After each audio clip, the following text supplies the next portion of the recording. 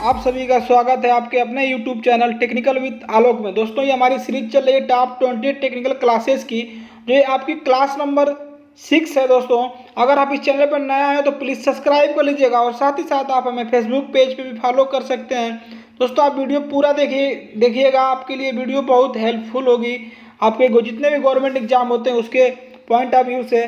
चलिए पहला प्रश्न है दोस्तों हमारा, टोटी को पूरा बंद करने के बाद भी पानी फिर भी निकलता रहता है। दोस्तों अक्सर हम देखते हैं कि अपने घरों में जो पानी की टोटी होती है उसको हम पूरा बंद कर देते हैं, फिर भी उसमें से पानी टपकता रहता है। किस कारण से वो टपकता रहता है? ऑप्शन ए वाशर खराब होना, ऑप्शन बी स्पिंडल खराब होना, सी हमारा सीधे आगे नहीं होना, डी हमारा इनमें से कोई नहीं। दोस्तों जो इसका राइट आंसर होगा हमारा ऑप्शन नंबर ए वाशर खराब होना। दोस्तों अगर उसका वाशर खराब हो जाएगा तो उसको हम कितना भी टाइट करके बंद करेंगे तो उसमें से पानी निकलता रहता है, इसलिए हम वाशर को चेंज कर देते हैं। नेक्स्ट प्रश्न है दोस्तों हमारा 2 नंबर का, सबसे शुद्ध लोहा होता है।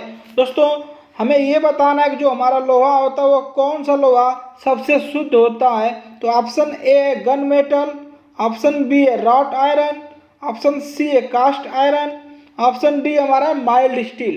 दोस्तों जो इसका राइट आंसर होगा हमारा ऑप्शन बी रॉट आयरन। दोस्तों जो हमारा रॉट आयरन होता है वो सबसे शुद्ध होता है। दोस्तों आपसे एक प्रश्न पूछा जाता है कि क्रेन हुक, क्या पूछा जाता है? क्रेन हुक किस धातु के बने होते हैं? दोस्तों जो हमारा क्रेन हुक होता है वो रॉट आयरन का बना होता है। हमारा प्रश्न पूछा जाता है कि क्रेन हुक किस धातु का बना होता है, तो जो हमारा होता है दोस्तों वो कौन सा? Wrought iron. नेक्स्ट प्रश्न है दोस्तों हमारा 3 नंबर का, बेयरिंग की बूश किस धातु की बनी होती है? दोस्तों जो हमारी बेयरिंग होती है उसमें बूश होता है, हमें बताना है कि वो बूश किस धातु का बना होता है। तो option A high carbon steel, B है माइल्ड स्टील, सी है गन मेटल, डी है रॉट आयरन। तो जो इसका राइट आंसर होगा हमारा option number C gun metal. Bearing की बूश हमारी गन मेटल की बनी होती है। नेक्स्ट प्रश्न है दोस्तों हमारा 4 नंबर का, कॉपर और जिंक का एलॉय है। दोस्तों हमें बताना है कि वो कौन सा इसमें है ऑप्शन में कि जो हमारा कॉपर और जिंक का एलॉय है। तो ऑप्शन ए पीतल, यानी पीतल को दोस्तों हम ब्रास बोलते हैं, ऑप्शन बी है ब्रॉन्ज, सी है एल्युमिनियम, डी है इनमें से कोई नहीं। दोस्तों जो इसका राइट आंसर होगा हमारा ऑप्शन नंबर ए क्या होगा? पीतल।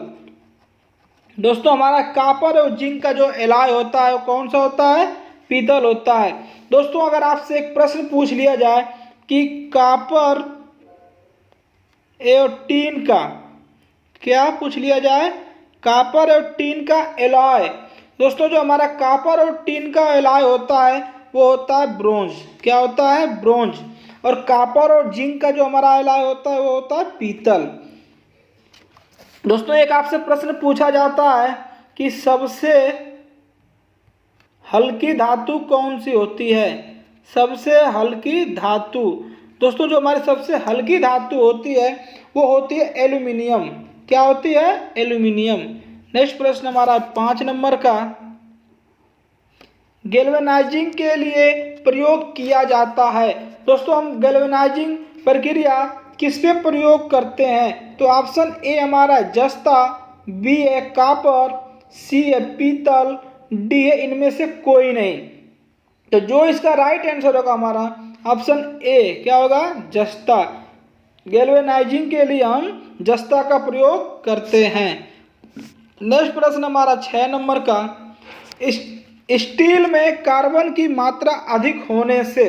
दोस्तों हमें बताना है जो हमारी स्टील है उसमें अगर कार्बन की मात्रा अधिक हो तो उससे क्या होता है। तो ऑप्शन ए है मैलेबिलिटी होगा, बी है जंग लगने का खतरा, सी है हार्डनेस में वृद्धि, डी है इनमें से कोई नहीं। तो जो इसका राइट आंसर होगा हमारा ऑप्शन नंबर सी क्या होगा? हार्डनेस में वृद्धि। अगर हम स्टील में कार्बन की मात्रा अधिक रखते हैं तो उसमें क्या होगा? हमारे हार्डनेस में वृद्धि होगी। नेक्स्ट प्रश्न है 7 नंबर का, धातु का वह गुण जिसके कारण वह अपनी किसी बल के कारण अपना आकार बदल लेती है। दोस्तों हमें ये बताना है कि धातु में वो हमारा कौन सा गुण है जब उसमें हम बल लगाते हैं तो अपना आकार बदल लेती है। ऑप्शन ए है फ्यूसिबिलिटी, बी है रासायनिक गुण, सी है आंतरिक परिवर्तन, डी है बल के कारण। तो जो इसका राइट आंसर होगा हमारा ऑप्शन नंबर ए क्या होगा, फ्यूसिबिलिटी। दोस्तों फ्यूसिबिलिटी के कारण जो धातु हमारी है उस पर अगर हम बल लगाते हैं तो अपना आकार बदल लेता है। नेक्स्ट प्रश्न हमारा 8 नंबर का, सबसे भारी धातु। दोस्तों अगर हल्की पूछे तो एल्युमिनियम होगा, लेकिन इस प्रश्न में आपसे पूछा जा रहा है सबसे भारी धातु कौन सी है। तो ऑप्शन ए एल्युमिनियम, बी है कॉपर, सी है टंगस्टन, डी हमारा ओस्मियम। तो जो इसका राइट आंसर होगा हमारा ऑप्शन नंबर डी क्या होगा, ओस्मियम। दोस्तों अगर आपसे हल्की पूछ ले तो एल्युमिनियम होगा और भारी पूछ ले तो ओस्मियम होगा। नेक्स्ट प्रश्न हमारा 9 नंबर का, अधिकांश लोहा प्राप्त होता है। दोस्तों जो हमारा लोहा प्राप्त होता है वो किससे प्राप्त होता है। तो ऑप्शन ए है हेमेटाइट, बी है मैग्नेनाइट, सी है लिमोनाइट, डी है पायराइट। तो जो इसका राइट आंसर होगा हमारा ऑप्शन नंबर ए हेमेटाइट। दोस्तों जो हमारा अधिकांश लोहा प्राप्त होता है वो हेमेटाइट से प्राप्त होता है। अगर दोस्तों आपसे एक प्रश्न पूछ लिया जाए कि कम लोहा, क्या पूछ लिया जाए दोस्तों, कम लोहा किससे प्राप्त होता है। दोस्तों अगर हमारा जो कम लोहा होता है वो पायराइट से प्राप्त होता है। किससे प्राप्त होता है, पायराइट से। और अधिकांश लोहा किससे प्राप्त होता है, हेमेटाइट से। नेक्स्ट प्रश्न हमारा 10 नंबर का, स्टेनलेस स्टील के मुख्य मिश्रण तत्व हैं। दोस्तों हमें बताना है जो हमारा स्टेनलेस स्टील होता है उसके मुख्य मिश्रण तत्व कौन कौन से हैं। तो ऑप्शन ए कॉपर और टिन, बी है क्रोमियम और निकेल, सी है कोबाल्ट और निकेल, डी है कोबाल्ट टंगस्टन और टिन। तो दोस्तों जो इसका राइट आंसर होगा हमारा ऑप्शन नंबर बी क्रोमियम और निकल। स्टेनलेस स्टील के जो हमारे मुख्य मिश्रण तत्व होते हैं दोस्तों वो होते हैं क्रोमियम और निकल।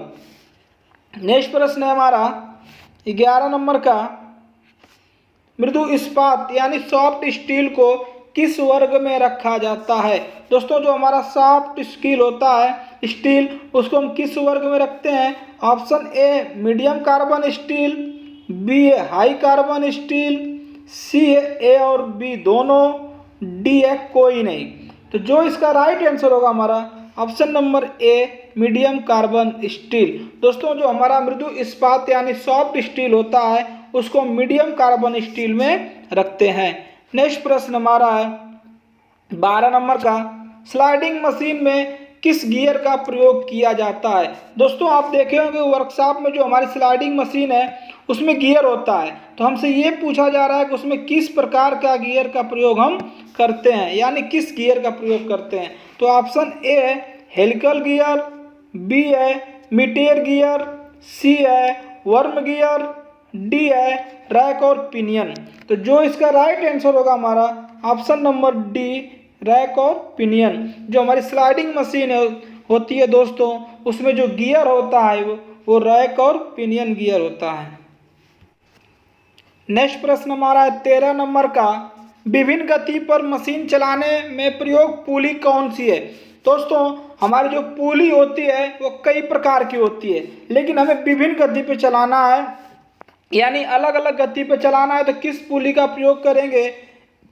ए लूज पुली, बी स्टेप पुली, सी ग्रुप पुली, डी कोई नहीं। तो जो इसका राइट आंसर होगा हमारा ऑप्शन नंबर बी स्टेप पुली। विभिन्न गति पर मशीन को चलाने के लिए हम स्टेप पुली का उपयोग करते हैं। नेक्स्ट प्रश्न हमारा है 14 नंबर का, किस ड्राइव में स्लिप की संभावना होती है। दोस्तों जो हमारी ड्राइव है उसमें वो कौन सी ड्राइव है जिसमें स्लिप होने की संभावना होती है, यानी फिसलने की संभावना होती है।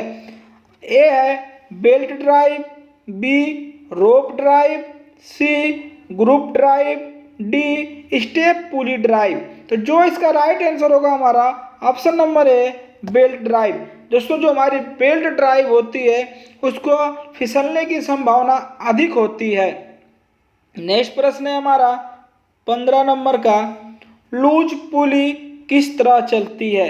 दोस्तों जो हमारी लूज पुली है वो किस तरह यानी कैसे चलती है, तो ए हमारा अस्थाई रहती है, बी स्वतंत्र चलती है, सी ए और दोनों, डी इनमें से कोई नहीं। तो जो इसका राइट आंसर होगा हमारा ऑप्शन नंबर बी स्वतंत्र चलती है। दोस्तों जो हमारी लूज पुली होती है वह स्वतंत्र चलती है। नेक्स्ट प्रश्न है हमारा 16 नंबर का, पुली के कन्वेक्स सरफेस को कहते हैं। दोस्तों जो हमारी पुली होती है उसके कन्वेक्स सरफेस को हम क्या कहते हैं, तो ऑप्शन ए है कन्वेक्स, बी है कॉनकेव, सी है क्राउनिंग, डी है समतलता। तो जो इसका राइट आंसर होगा दोस्तों हमारा ऑप्शन नंबर सी क्राउनिंग।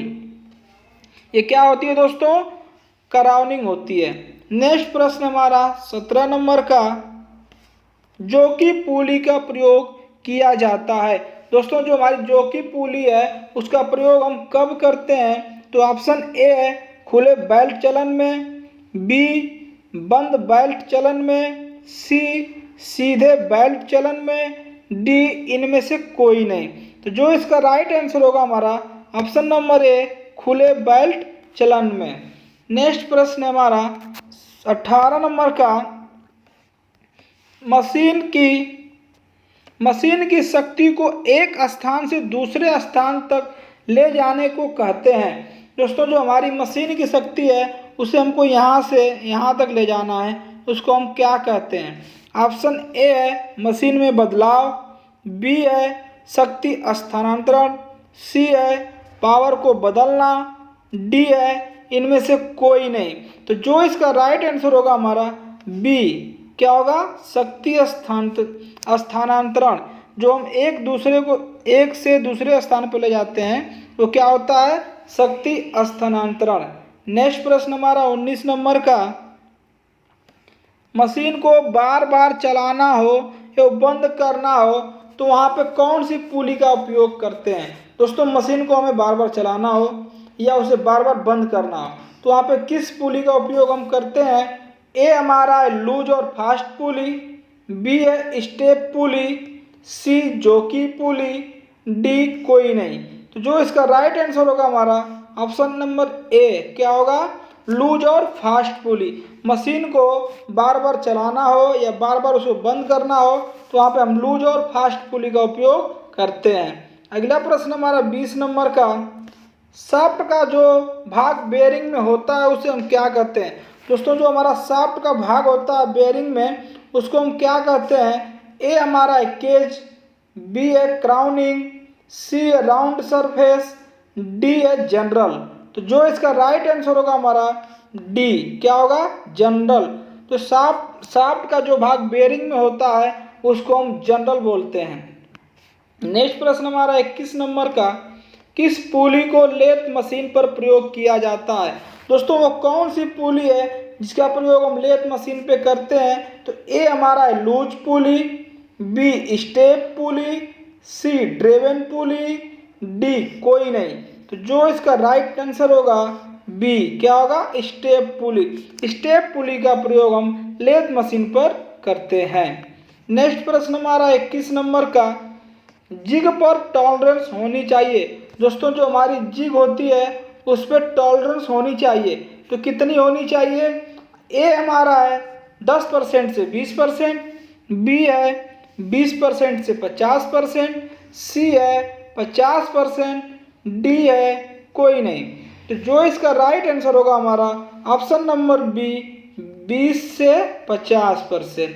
दोस्तों जो हमारी जिग पर टॉलरेंस होनी चाहिए वो 20 से 50% होनी चाहिए।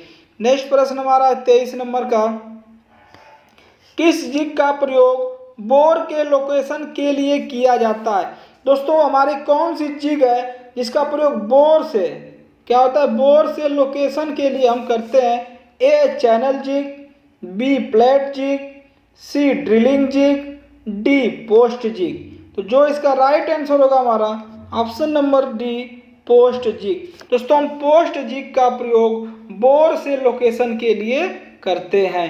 नेक्स्ट प्रश्न है हमारा 24 नंबर का, शीघ्रता से मार्किंग करने में प्रयोग किया जाता है, यानी जल्दी से हमें मार्किंग करनी है तो हम किसका प्रयोग करते हैं? टेम्पलेट, ड्रिलिंग जिग, बुश, कोई नहीं। तो जो इसका राइट आंसर होगा हमारा ए, क्या होगा? टेम्पलेट। शीघ्रता से मार्किंग करने के लिए हम टेम्पलेट का प्रयोग करते हैं।